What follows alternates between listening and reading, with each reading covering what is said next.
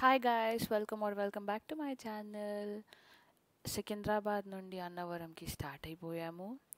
ఉదయం లేవగానే ఎంత బ్యూటిఫుల్ వ్యూతో లేస్తుంటే ఎంత మెస్మరైజింగ్ అనిపిస్తుంది.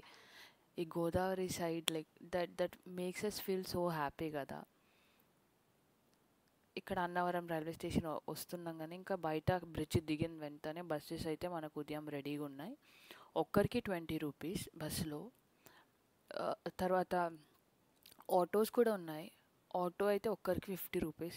సో మేము బస్సే ప్రిఫర్ చేసాము. బస్సు లైక్ కింద నుండి పైకి వెళ్ళడానికి హార్డ్లీ ఒక 5 to 7 మినిట్స్ తీసుకునింది. బస్సులో అంత పెద్ద కొండ అయితే కాదు. వీకెండ్స్ ఏం చేయాలి అని ఆలోచించుకున్నప్పుడే వచ్చింది ఒక థాట్, అన్నవరం. అనుకున్న వెంటనే స్టార్ట్ అయిపోయామండి అన్నవరంకి. సో బ్యూటిఫుల్, ఎంత మంచిగా అనిపిస్తుంది మనకు ఇదంతా వ్యూ చూస్తుంటే. అక్కడ మనకు రూమ్స్ ఉన్నాయి, 200 రూపీస్ నుంచి 2000 దాకా ఉన్నాయి. మేబీ గుడి వాళ్ళది రూమ్స్ అనుకుంటా.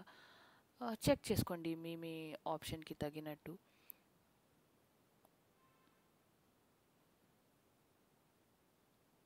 ఇక్కడ అయితే మనం బయట వెయిట్ చేస్తున్నాం. వెయిట్ చేసి అప్పుడు ఒక ఆయన పెయింట్ వేస్తున్నాడు. ఎంత బ్యూటిఫుల్గా వేస్తున్నాడు. బట్ 200 రూపీస్ అంతేనండి హ్యాండ్ పెయింటింగ్కి.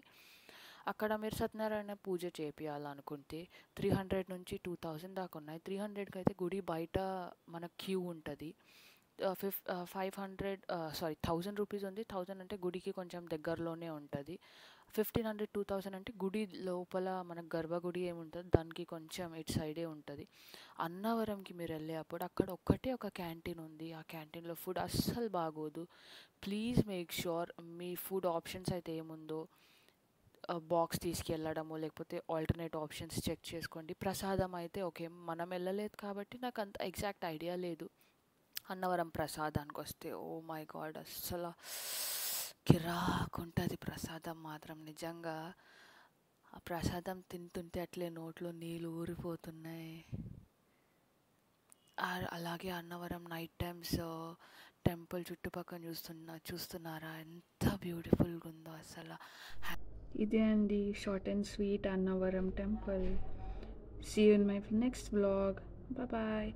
అండ్ ఇంకో విషయం, రైల్వే స్టేషన్కి వచ్చేటప్పుడు మీ క్రీమ్స్ అయితే ఏమున్నాయో మొత్తం పూసుకోపోండి, ఫుల్ దోమలు వాంచుతాయి. బాయ్.